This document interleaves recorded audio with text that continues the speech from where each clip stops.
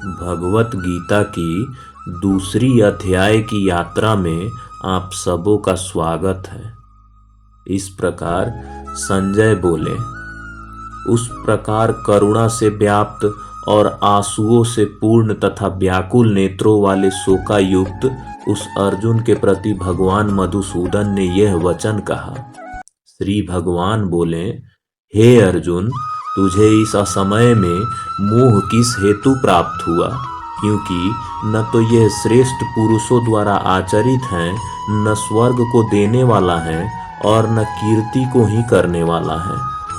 इसलिए हे अर्जुन, नपुंसकता को प्राप्त मत हो, तुझमें यह उचित नहीं जान पड़ती। हे परंतप, हृदय की तुच्छ दुर्बलता को त्याग कर युद्ध के लिए खड़ा हो जा।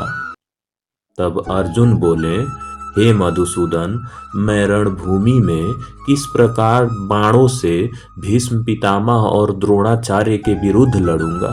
क्योंकि हे अरिसूदन, वे दोनों ही मेरे लिए पूजनीय हैं। इसलिए इन महानुभाव गुरुजनों को न मारकर इस लोक में भिक्षा का अन्न खाना कल्याणकारक समझता हूँ।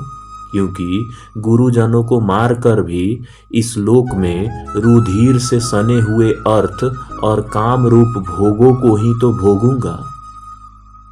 हम यह भी नहीं जानते कि हमारे लिए युद्ध करना और न करना इन दोनों में से कौन सा श्रेष्ठ है, अथवा यह भी नहीं जानते कि उन्हें हम जीतेंगे या हमको वे जीतेंगे। और जिनको मारकर हम जीना भी नहीं चाहते, वे ही हमारे आत्मीय धृतराष्ट्र के पुत्र हमारे मुकाबले में खड़े हैं।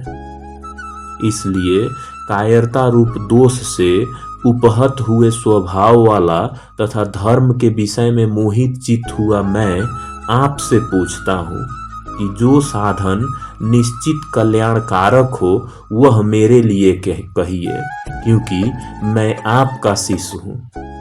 इसलिए आपके शरण हुए मुझको शिक्षा दीजिए। क्योंकि मैं भूमि के निष्कंटक धन धान्य संपन्न राज्य को और देवताओं के स्वामी पने को प्राप्त होकर भी मैं उस उपाय को नहीं देखता हूँ जो मेरी इंद्रियों को सुखाने वाले इन शोक को दूर कर सके। तब संजय बोले, हे राजन, निंद्रा को भी जीतने वाले अर्जुन अंतर्यामी श्री कृष्ण महाराज के प्रति इस प्रकार कहकर फिर श्री गोविंद भगवान से युद्ध नहीं करूंगा यह स्पष्ट कहकर चुप हो गए। हे भरतवर्ष धृतराष्ट्र, अंतर्यामी श्री कृष्ण महाराज दोनों सेनाओं के बीच में शोक करते हुए उस अर्जुन को हंसते हुए से यह वचन बोले।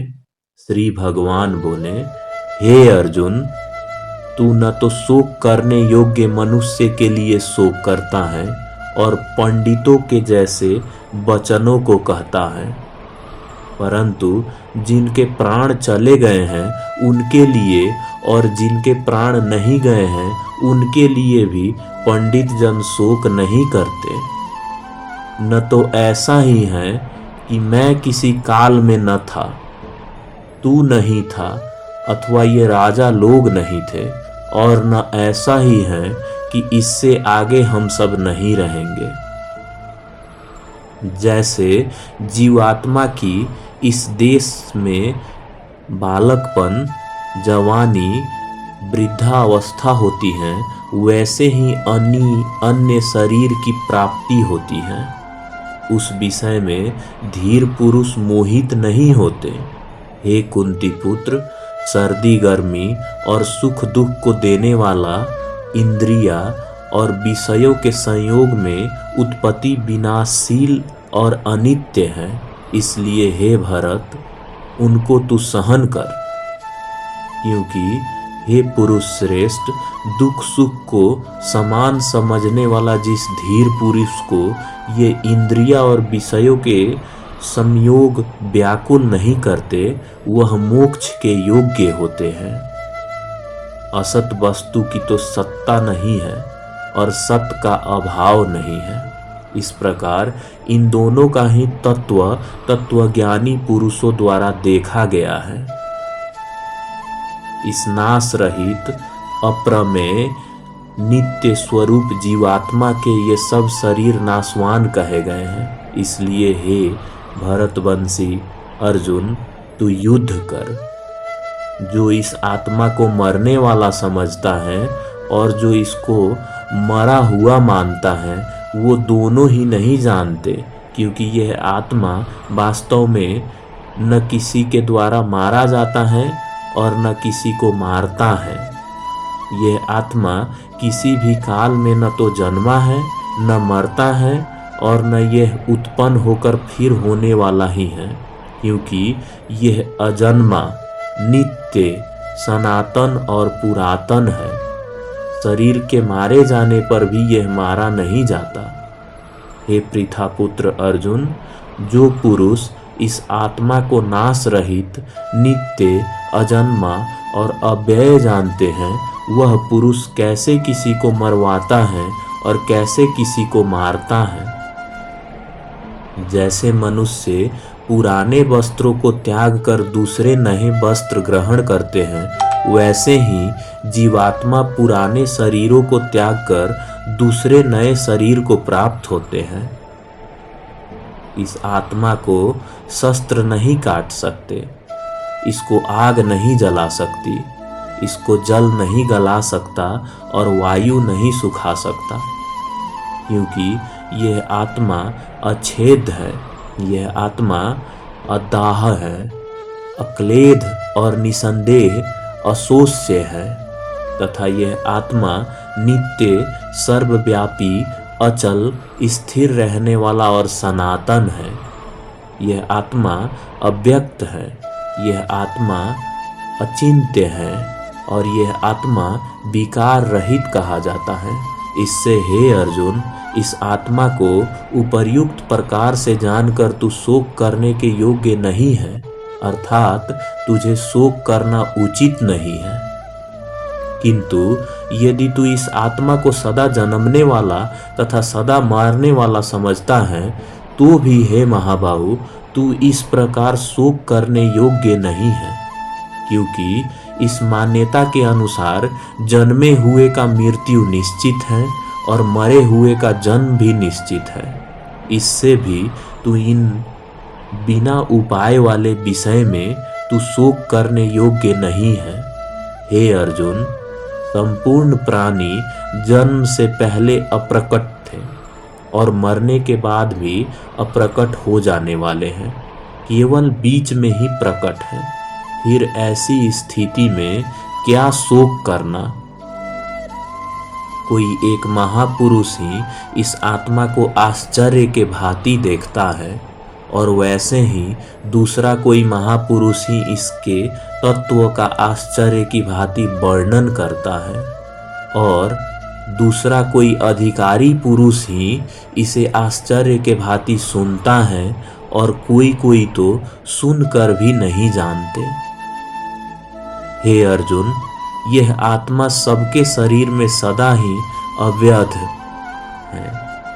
इस कारण संपूर्ण प्राणियों के लिए तू शोक करने योग्य नहीं है, तथा अपने धर्म को देखकर भी तू भय करने योग्य नहीं है, अर्थात तुझे भय नहीं करना चाहिए, क्योंकि क्षत्रिय के लिए धर्मयुक्त युद्ध से बढ़कर कोई कल्याणकारी कर्तव्य नहीं है।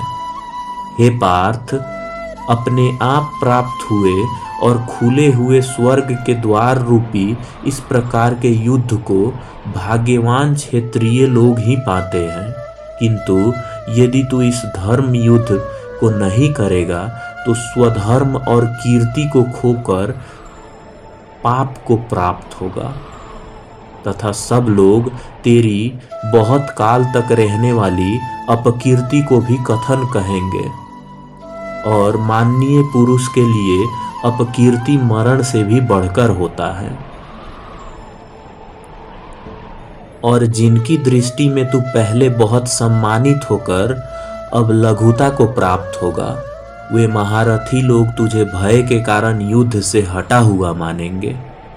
तेरे बैरी लोग, तेरे समर्थक निंदा करते हुए तुझे बहुत से न कहने योग्य वचन भी कहेंगे।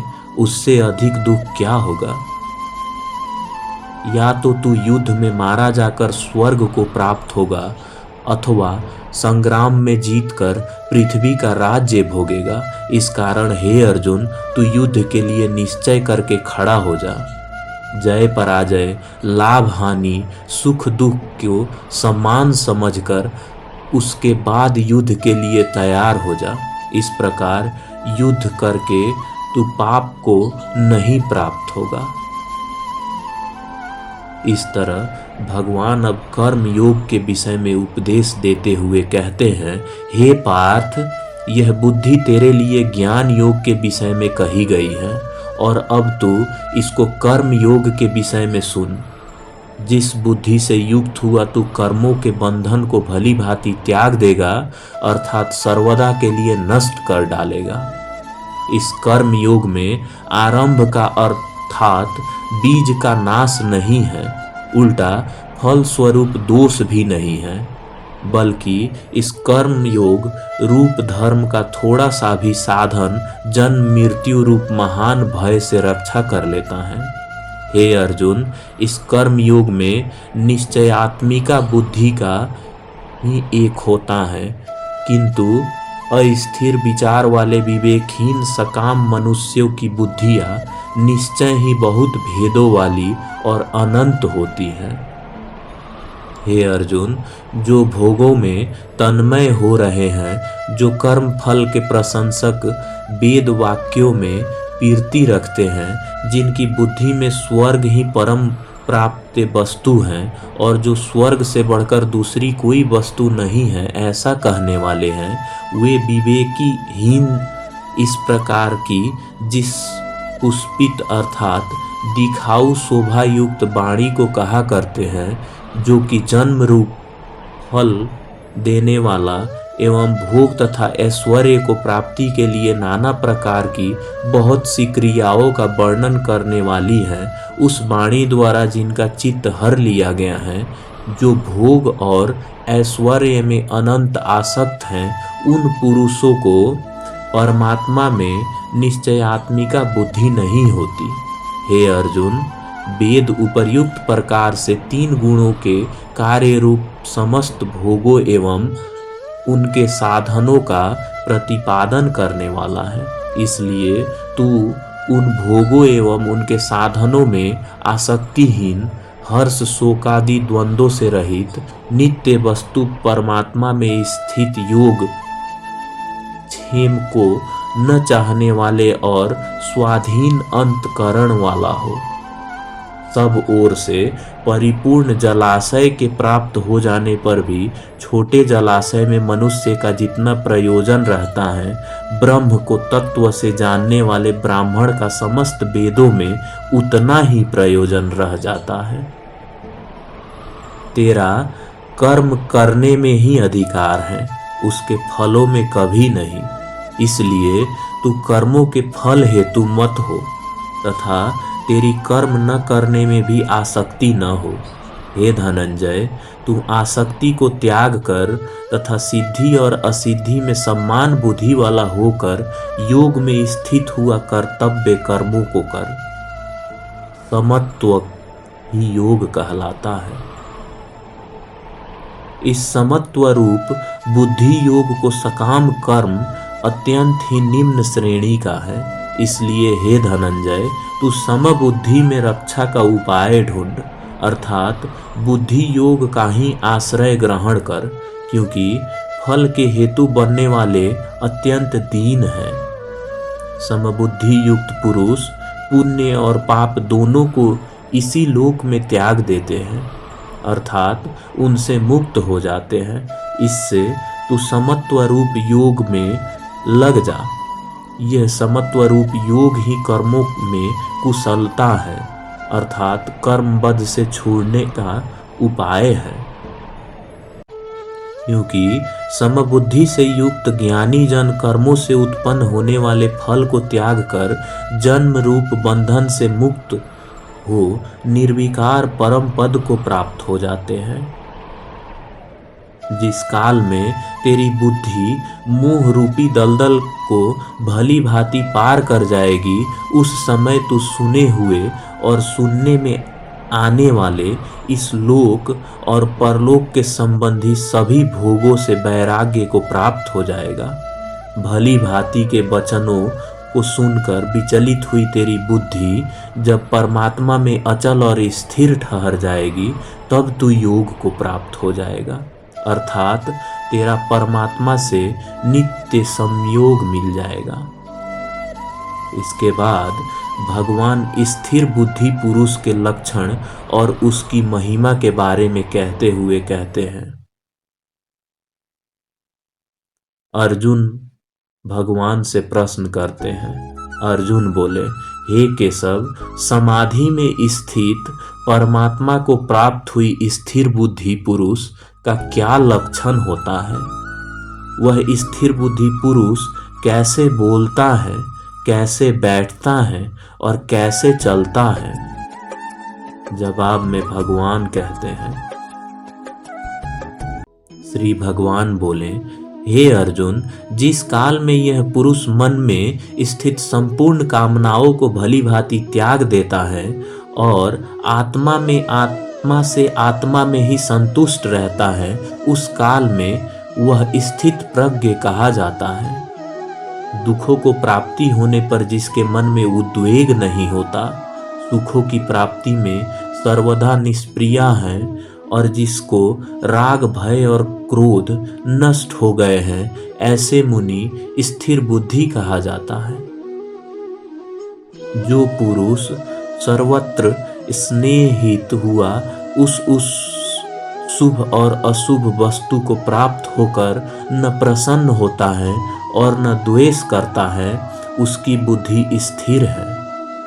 और कछुआ सब ओर से अपने अंगों को जैसे समेट लेता है, वैसे ही जब यह पुरुष इंद्रियों के विषयों से इंद्रियों को सब प्रकार से हटा लेते हैं, तब उसकी बुद्धि स्थिर है।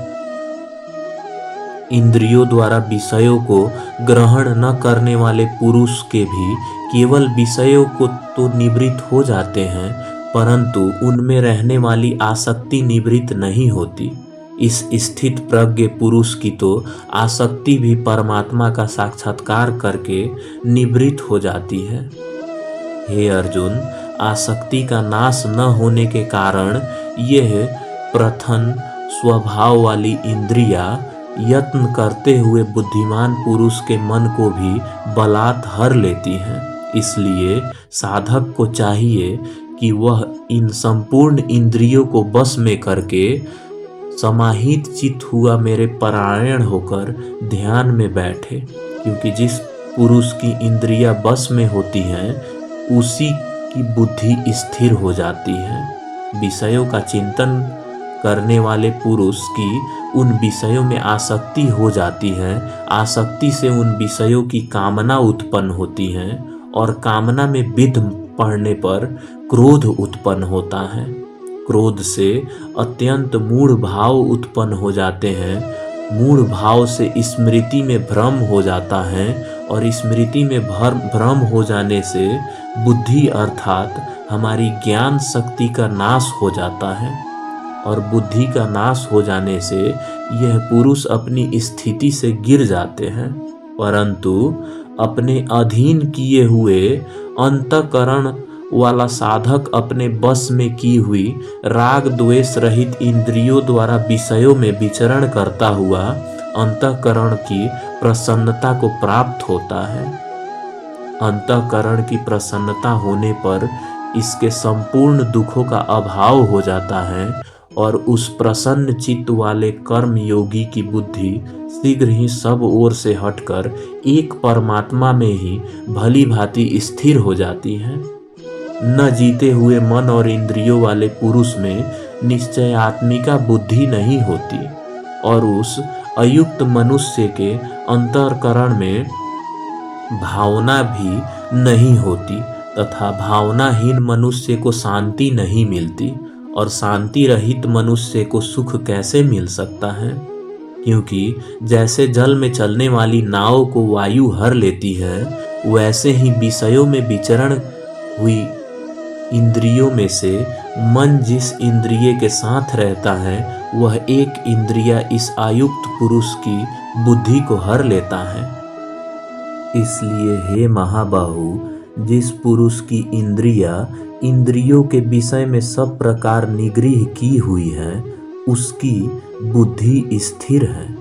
संपूर्ण प्राणियों के लिए जो रात्रि के समान है उस नित्य ज्ञान स्वरूप परमानंद की प्राप्ति में स्थित प्रज्ञ योगी जागता है।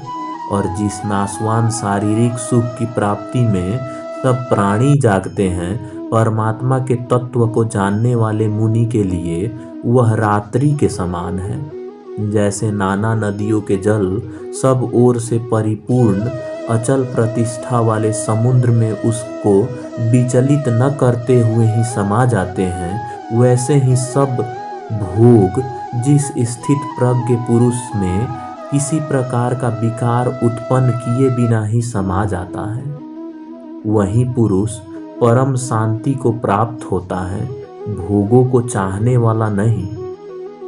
जो पुरुष संपूर्ण कामनाओं को त्याग कर ममता रहित, अहंकार रहित, स्पृहा रहित और विचरता है, वही शांति को प्राप्त होता है।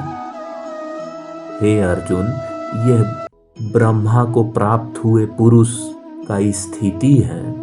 इसको प्राप्त होकर योगी कभी मोहित नहीं होता और अंतकाल में भी इस ब्राह्मी स्थिति में स्थिर होकर ब्रह्मानंद को प्राप्त हो जाता है।